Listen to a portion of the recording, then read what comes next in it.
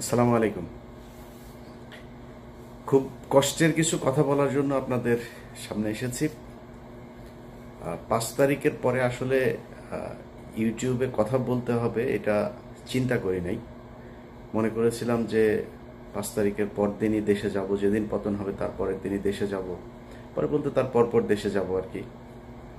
তো এখনো আমাদের মনে হচ্ছে যেন সেই আওয়ামী লীগের সাথেই বোধহয় এখনো যুদ্ধ করছে। বিভিন্ন বিষয় নিয়ে মত পার্থক্য হচ্ছে, বিভিন্ন বিষয় নিয়ে কথা বলতে হচ্ছে, এখনো দেশের বিরুদ্ধে ষড়যন্ত্র হচ্ছে।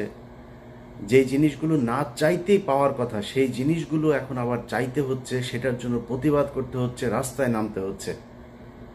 গতকালকে একটা ভিডিওতে আসিফ নজরুলের সৌদি আরবে গিয়েছেন এক ব্যক্তি, তিনি ফেসবুকে তার পোস্ট করেছেন যে আসিফ নজরুলকে পিছনে নিয়ে এইভাবে আপনার মানে ফোনটা সামনে ধরে এইভাবে বলছে যে এই যে আসিফ নজরুল এই প্রবাসীদের রেমিটেন্স যোদ্ধাদের টাকা মেরে দিয়ে তারপরে হজ করতে এসেছেন। আসিফ নজরুল দেখছি সেই ভিডিও থেকে আপনার আস্তে আস্তে সরে যাচ্ছেন, হ্যাঁ, মানে পাশ কাটাতে চাচ্ছেন। তো আসিফ নজরুল,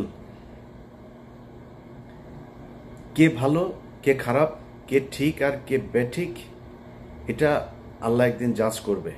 শুধু এতটুকুই বলে রাখলাম, এই 5 তারিখের পরের যে সুযোগ আপনারা শুধু হাতছাড়া করেন নাই, ইচ্ছাকৃতভাবে এই সুযোগটাকে ধ্বংস করেছেন, এর বিচার, এর শাস্তি আপনাদেরকে এই পার অথবা ওই পারে পেতেই হবে। আমি আমার জায়গা থেকে শুরু থেকে এখন পর্যন্ত একটা কথাই বলি, অনেক মানুষের, অনেক নিজের খুব কাছের মানুষজনও ভাই সুযোগ এসছে, কিছু টাকা পয়সার দরকার আছে জীবনে, এরকম ওই 21 টিভিতে যখন কাজ করতাম না, এরকম তখনও অনেক মানুষজন ছিল এরকম বলতো যে টাকা পয়সা বানায় তারপরে করতে। আসলে টাকা পয়সা না মানুষকে বাঁচাইতে পারে না, বিপদে পড়লে ওইখানে আপনি বাঁচতে পারবেন। টাকা মানুষের দরকার আছে, আমরা পৃথিবীর একদম ফেরেশতা, আমাদের মানে কোনো ভুল ত্রুটি নাই, কোনো খারাপ কাজ নেই, এরকম না। আমার জীবনেও খারাপ কাজ আছে, চেষ্টা করেছি। আমাকে যদি আজকের আমি আর ধরেন বেশি না 2012 সালের আমিও যদি সেই গণজাগরণ মঞ্চের আগের আমাকেও যদি আপনি মেলান, আমার মধ্যে অনেক পার্থক্য হয়েছে। ভালো না খারাপ সেটা আল্লাহ জাজ করবেন। চেষ্টা করেছি নিজের সমস্যাগুলো সমাধান করতে। যাই হোক, তো এই যে এখন ধরেন মনে করছেন যে আপনারা ঠিক জায়গায় আছেন, যা মনে চায় তাই করছেন, আপনারা করে যাবেন, কোনো সমস্যা নেই। এটার বিচার একদিন হবে। এই হজ করতে গিয়ে যেমনটা দেখেছেন, এর চাইতে আরো ভয়ঙ্কর অপমান আপনাদের সামনে অপেক্ষা করছে। আমাদেরও সমস্যা আছে, জীবনের ঝুঁকি আছে। আমি মনে করি আমার জীবনের হয়তো বেশিরভাগ সময়ই হয়তো আমার কষ্টে কাটাইতে হবে। কারণ মানে আমার তো ধরেন যারা ভালোবাসে তারা তো সাধারণ মানুষ, তাদের তো শক্তি নেই। আমাকে যারা মানে অপছন্দ করে বা যাদের বিরুদ্ধে কথা বলেছে তারা তো শক্তিশালী। সো তাদের ব্যাপারে মানে কথা বলতে গেলে, তাদের বিরুদ্ধে যদি করি, সেটার তো শাস্তি তো আছে, সেটার জন্য হয়তো কোনো এক সময় সে শাস্তি পেতে হবে। যাই হোক, যেটাই হোক, আল্লাহর কাছে দোয়া করি যেন আল্লাহ ইমান ঠিক রাখেন এবং মানে ধৈর্য ধরে যেন যে কোনো শাস্তি মোকাবেলা করতে পারি, এতটুকু, এর বাইরে আর কোনো কিছু না। তো আজকে যে বিষয়টা নিয়ে কথা বলতে এসেছি সেটা হচ্ছে, ধরেন গতকালকে একটা দেখলাম, একজন রিক্সা চালক মারা গিয়েছিল। যে রিক্সা চালক সবাইকে ধরে ধরে নিয়ে যেয়ে তারপরে আপনার হসপিটালে দিয়ে আসতো। সেই লোকটার স্ত্রী গত সপ্তাহ থেকে তিনি ভিক্ষাবৃত্তিতে নেমেছেন, ভিক্ষা করে খাচ্ছেন। তো সমন্বয়ক যে কজন আছেন, যারা ছাত্র নেতা, যারা ছাত্রদের থেকে উপদেষ্টা হয়েছেন, আমি তাদেরকে সরাসরিও এই কথাগুলো বলেছি। এই এই প্ল্যাটফর্মেও আমি ওপেন এই কথাগুলো বলতে চাই। দেখেন, ধরেন এই যে এই ছাত্রদের ভবিষ্যৎটা আসলে কি, তারা কি চায়? তারা যদি মনে করে যে আমাদের হাতে হাজার হাজার লক্ষ লক্ষ কোটি কোটি টাকা আসবে, আমরা এই কোটি কোটি টাকা দিয়ে তারপরে রাজনৈতিক দল গঠন করবো, এরকম দু একজনের কাছে শুনেছি। ধরেন একজনের কাছে টাকা পয়সা চেয়েছে বা কোনো এক জায়গায় টাকার লেনদেন হয়েছে, সেখানে শুনছি যে মানে ছাত্রদের প্রচুর টাকা পয়সা তারা ফান্ড কালেক্ট করার চেষ্টা করছে। এটা রাস্তা না। আপনি কত হাজার কোটি টাকার মালিক হবেন? জামায়াত হচ্ছে ব্যাংকের মালিক, বিশাল বিশাল আর্থিক প্রতিষ্ঠানের মালিক। বিএনপির এরকম নেতা আছে যারা কিনা আওয়ামী লীগের সময় যত টাকা মান্থলি ইনকাম করতো, তাদের ব্যবসা প্রতিষ্ঠান, ব্যাংক, বিমা কোনো কিছুই বন্ধ হয়নি। এরকম অনেক নেতা আছে। আওয়ামী লীগের পরিবারের সাথে তাদের পরিবারের বৈবাহিক সম্পর্ক হয়েছে। তাদের সাথে আপনারা টাকা নিয়ে পারবেন? কত টাকার মালিক হবেন বলেন আপনি? টাকা পয়সা দিয়ে নতুন করে কোনো রাজনৈতিক দল আপনি দাঁড়ায় যাবেন, এই সুযোগ নাই। কিন্তু একটা সুযোগ আপনাদের হাতে এসেছিল, সেটা কি? এই আগস্টে যেই বিপ্লব হলো, এই বিপ্লবে সারা দেশের মানুষ আপনাদের পক্ষে এসেছিল। এবং আমি নিজেই আমার চ্যানেলে আমি ভিডিও বানিয়েছি। এখন আমি বলছি না যে আমি নির্বাচন চাই, আমি নিজে বলেছি 20 বছর 25 বছর যত বছর মনে চাই ইউনূস সরকার ক্ষমতায় থাকুক। আমরা এখানে উদযাপন করেছি, মনে করেছিলাম যে আমরা বোধহয় স্বাধীন হয়ে গিয়েছি। মিথ্যা, সবকিছুই ভুল ছিল। এই স্বাধীনতার ঠিক আগের যে সময়টা ছিল, সেই সময় আপনাদের সাথে বাংলাদেশের মানুষ যেইভাবে এসেছিল, আপনারা তাদেরকে রাখতে পারেন নাই। কেন পারেন নাই? কয়েকটা, মানে খুব বড় করে 2-3টা জিনিস বলি। দেখেন পরিবর্তনটা হয়েছে কোথায় আমাকে বলেন। আজকের যে বাংলাদেশ, এই বাংলাদেশের সাথে যদি আপনি শেখ হাসিনার বাংলাদেশকে মেলান, মানে কম্পেয়ার করেন, আচ্ছা কম্পেয়ার করলে ধরেন একটা সাধারণ মানুষকে যদি আপনি জিজ্ঞেস করেন তার যে জিনিসপত্রের দাম কিনে খেতে হয়, সেটা কি কমেছে? এটা সমস্যা না। একটা নতুন সরকারের জন্য ধরলাম 1 বছর 2 বছর তারা কষ্ট করবে, কোনো সমস্যা নাই, কষ্ট করুক। কিন্তু সেটার জন্য তো আপনার কিছু করতে হবে, তাই না? একজন মানুষ মনে করেন যে বিদেশে যাবে, তার বিদেশে যাওয়ার জন্য আগে কয় টাকা দিত সে? আগে যদি নাকি মনে করেন সৌদি আরবে যেতে 7 লাখ টাকা, 6 লাখ টাকা, 5 লাখ টাকা দিত, তাহলে আগের সরকারের সমস্যা ছিল, দুর্নীতিগ্রস্ত ছিল, তারা বিভিন্নভাবে দালাল টালাল এইসব করে টাকা পয়সা করতো। এই জন্য ইন্ডিয়াতে যেতে লাগে 1 লাখ টাকা, 1.5 লাখ টাকা, আমাদের এখান থেকে 7 লাখ টাকা লাগে। মালয়েশিয়াতে যেতে 60,000 70,000 টাকা লাগে, আমাদের এখান থেকে লাগে 5 লাখ টাকা। ওমান, কাতার, দুবাই, মধ্যপ্রাচ্যের সব দেশে একই অবস্থা। এখন বৈষম্য কাটানোর জন্য বৈষম্য বিরোধী আন্দোলন হয়েছে, মানুষ রক্ত দিয়েছে। সেই বৈষম্য শেষ করার পরে তাদের তো কম লাগবে টাকা, তাই না? আসলেই কি লাগছে? তাহলে এইটার দায় কার? এটার জন্য তো আপনাকে জবাব দিতে হবে। আপনি যেটা শেখ হাসিনা পারে না সেটা আপনি করে দেখাবেন। এই জন্যই তো আপনাকে পরিবর্তন করে আনা হয়েছে। মানে সবকিছুর পর আমি এই যে যুক্তি দেখাচ্ছি, এটাতে আবার আওয়ামী লীগের খুশি হওয়ার কিছু নাই। তোদের আসলে মানে তোদেরকে নিয়ে মানে কথা বলার মতো এই মানে রুচিটাও, তোদের নিয়ে কথা বললেই মেজাজ খারাপ হয়ে যায়, গালাগালি করতে ইচ্ছা করে। তোরা তো মানুষ না। তোরা যদি মানুষ হইতে এতগুলো মানুষকে হত্যা করলি, তোদের মানে দলের ভিতরে ধরলাম সব অমানুষ। অনেক মানুষ বলে যে আওয়ামী লীগ আসলে সবাই খারাপ না, কিছু কিছু ভালো আছে। তোদের 5 জন মানুষ তো এক জায়গায় হয়ে বলতে পারতি, তাই না, যে আমরা আসলে শেখ পরিবারের এরা ভুল করেছে, এরা আসলে খুব ক্রুয়েল, এরা করাপ্টেড, এদের আমরা ঘৃণা করি, আমরা দলটা আসলে নতুন একটা আওয়ামী লীগ চাই। মনে কর তুই শেখ মুজিবের আওয়ামী লীগে চাস, ধরলাম এই গত 15 বছরে আওয়ামী লীগ চাস না। মাপ চেয়েছে কেউ এখনো পর্যন্ত ওদের ভেতরে মিনিমাম কোনো অনুশোচনা, অনুতপ্ত কোনো কিছু না। ওরা আবার করে, আবার আসবে, আবার ওইরকম করবে। এখন ওদেরকে সুযোগ করেও দিচ্ছে, এই সরকারই দিচ্ছে। সব কিছু যদি বাদ দেন, আপনি প্রবাসীদের টাকা পয়সার কথা বলেন, পুলিশের এখন পর্যন্ত আপনি জানেন আগের চাইতে বেশি ঘুষ দিতে হয় একজন ওসিকে একটা নিতে হইলে, একজন এসপিকে বদলে নিতে হলে, ভালো একটা পোস্টিং নিতে হলে। পুলিশের বউ, ঊর্ধ্বতন কর্মকর্তাদের বউ পর্যন্ত মাঠে নেমেছে টাকার কালেকশনে।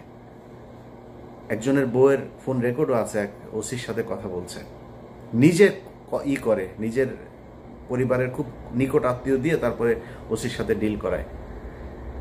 তাহলে পরিবর্তন কি? এখন এগুলো সব কিছু নিয়ে কথা বলতে গেলে না, মানে সবারই মনে হয় সমস্যা হচ্ছে না, আমার একাই মনে হয় সমস্যা হচ্ছে। এই কারণে গতকাল আমার ফেসবুকের একটা পোস্টেও দিয়েছি যে খামাখা এত শত্রু বাড়ায় লাভ কি? সবার যেহেতু সমস্যা হয় না, আমার একা একা সমস্যা গেলে আমারও তো ইচ্ছা করে।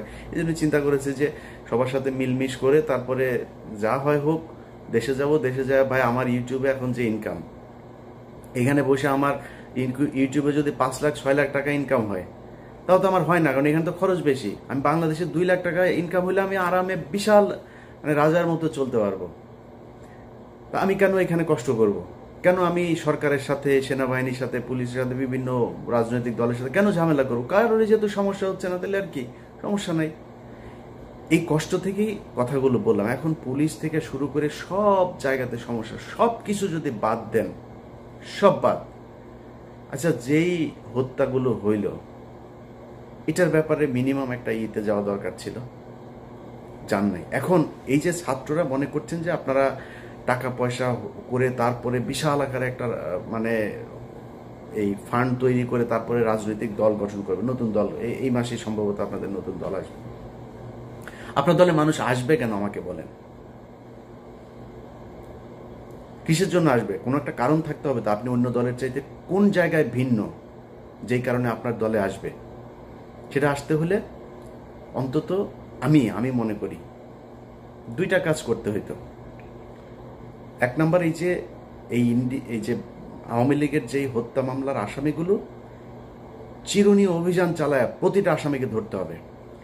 ধরার পর তারপরে তাদের বিচার কি হবে, কে নির্দোষ কে দোষী, সেটা পরে আপনি করবেন, বিচার হবে, তদন্ত হবে, চার্জশিট যাবে, মামলার প্রক্রিয়া চলবে। যে দোষী হয় সে দোষী, যে নির্দোষী হয় সে খালাস পাবে, ছাড়া পাবে। কিন্তু আমাদের চোখের সামনে ঢাকা শহরের অধিক সময় টিভির মতো জায়গায় 7 জন খুনি মামলার আসামি, 2-3 মামলার আসামি পর্যন্ত ধরা পড়ছে। মুন্নি শাহ ধরা পড়ার পরে ছাড়া পড়লো। আরে ভাই, খেলা নাকি? মানে হত্যা মামলার আসামি আপনি ধরছেন, মন চাচ্ছে ছেড়ে দিচ্ছে। হত্যা মামলার আসামিকে পুলিশ ওসিকে বলছে যে ভাই এখানে আসামি আছে, আসামি ধরেন। বলে ঊর্ধ্বতন কর্মকর্তার ছাড়া ধরা যাবে না। এই যে সিটিটিসি, আপনার এই যে সিটিটিসিতে আসাদুজ্জামান, তারপরে আসাদুজ্জামানের সাথে ওর এক স্টেনও ছিল নজরুল, হ্যাঁ, সে কয়েকদিন আমার নিয়ে ফেসবুকে পোস্টও করেছে। পুলিশের একজন এসআই সে আমার নিয়ে ফেসবুকে পোস্ট করে, মানে চ্যালেঞ্জ করে, তারা ধরতে পারবে না। শুনছি আর আবার এই বিভিন্ন তদবির করে এরা চাকরিতেও ঢুকছে। ডিবি, তারপরে গোলাম রাব্বানির ভাই পর্যন্ত এখনো পুলিশে চাকরি করে। কাকে নিয়ে আপনি যুদ্ধ করবেন বলেন? কালকে যদি শেখ হাসিনা বলে যে আমি দেশে ঢুকে যাব, আওয়ামী লীগের লোকজনের যদি, আওয়ামী লোক তো কারোর তো আপনি ধরেন নাই, কয়টা ধরেছেন আপনি? সব তো এলাকাতে আছে। যদি বলে ধরে যাব, আওয়ামী লীগ এখন বিএনপির পেছনে, জামাতের পেছনে যায় যোগ দিচ্ছে। আপনার কি মনে হয় ওরা বিএনপি করে ফেলেছে, জামাতের আদর্শ নিয়ে নিয়েছে? ওরা তো আওয়ামী লীগই। ওরা যখন দেখবে আপনার পেছনে পেছনে রাজনীতি করা লাগে, যখন দেখবে হাসিনা ঢুকেছে দেশে, ওরা হাসিনার পেছনে রাজনীতি করবে, ওরা ওদের ঝাঁপায় পড়বে আবার ফের। আর এটার জন্য যদি নাকি মনে করেন ঠেকানোর জন্য প্রশাসন, সচিবালয়, কোন জায়গায় আপনি নিয়ন্ত্রণ নিয়েছেন আমাকে বলেন? কথা বললে অনেকে কষ্ট পাবেন, জামাত কষ্ট পাবে, বিএনপি কষ্ট পাবে, আমি কোনো রাজনৈতিক দলকে বলতে চাই না, কিন্তু সারা দেশে চাঁদাবাজি চলছে, সারা দেশে চলছে একদম। আমারে তো মনে করেছেন যে আমি হয়তো আওয়ামী লীগের সময় আওয়ামী লীগের বিরুদ্ধে কথা বলেছি, বিএনপি জামাত যখন ক্ষমতায় আসবে তখন আমি তাদের পক্ষ হয়ে কথা বলবো। এটা আমি পারবো না, আমি হয়তো চুপ থাকবো, কিন্তু পারবো না আপনার পক্ষে মিথ্যা কথা বলতে। সারা দেশে চাঁদাবাজি হচ্ছে, ব্যাপক চাঁদাবাজি হচ্ছে। এখন এই যে চাঁদাবাজি করছেন, কোত্থেকে করছেন আপনি চাঁদাবাজি? হাটে ঘাটে, ওই বাস স্ট্যান্ড, ওই গরুর বাজার, ওই হাওর বাওর, এই যে এসব লিস্ট যেগুলো নিয়ে আপনারা দখলে নিয়েছেন, দখলে নিয়ে কি করছেন? ওইখানে চাঁদাবাজি। গ্রামে এই দিন শুনলাম একজনের মুরগি বিক্রি করতে এসছে, সেই মুরগির থেকে, মানে অনেক মুরগি আর কি, ফার্মের মুরগি, এক এক মুরগি থেকে সেখানে চাঁদা নেওয়া হচ্ছে। তো এই যে চাঁদা নিচ্ছেন, নিয়ে কি করছেন? একদম প্রান্তিক লেভেলের যে মানুষ আছে তাদের কাছে আপনি চাঁদাবাজ হিসেবে উপস্থাপিত হচ্ছেন। কিন্তু একটু চিন্তা করে দেখেন তো, প্রশাসনের, সচিবালয়ের, কোর্টের কোন জায়গায় 2-4টা জায়গা বাদে কোন জায়গাটায় আপনার জামাত বা বিএনপির লোক আছে? আমার দেখান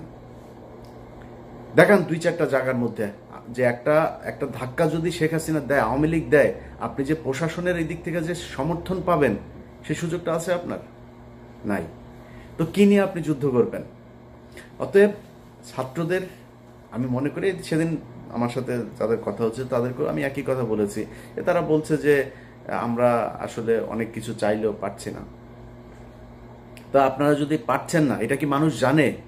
যেই হোক, মানে ছাত্রদের ভেতরে আমি কারণ নাম ধরছি না, যেই আমার সাথে যারই কথা হোক, যেই লেভেলেরই হোক, এ বলছে আমরা পারছি না। আপনারা পারছেন না, এটা তো মানুষ জানে না।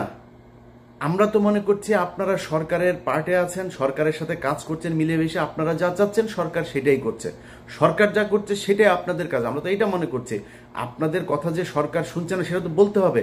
বলতে হলে কি করতে হবে? সরকারের ছাত্রদের প্রতিনিধি যারা আছে তাদেরকে পদত্যাগ করতে হবে, করে রাস্তায় নেমে আসতে হবে।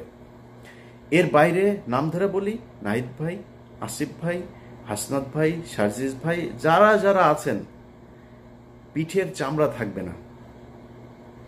যদি মনে করেন যে এই সরকার চলে যাবে আর বিএনপি আওয়ামী লীগ, বিএনপি বা জামাত ইসলাম আপনাদেরকে কোলে তুলে নিয়ে নাচবে, প্রশ্নে আসে না। আর আওয়ামী লীগ তো কত ভয়ঙ্কর হইতে হবে সেটা আপনাদেরকে বোঝানোর দরকার নাই, আপনারা জানেন। এরা জেলখানার ভেতরে মানুষকে ধরে জবাই করে মারে, ফাঁসি হইলেও এদের মনে শান্তি হয় না, জবাই করে মারে। এখন শুনছি ওই যে ক্যাপ্টেন বাসেদ সাহেব মাজেদ গিয়েছিল, এই ক্যাপ্টেন মাজেদ সাহেবকেও জবাই করেছিল।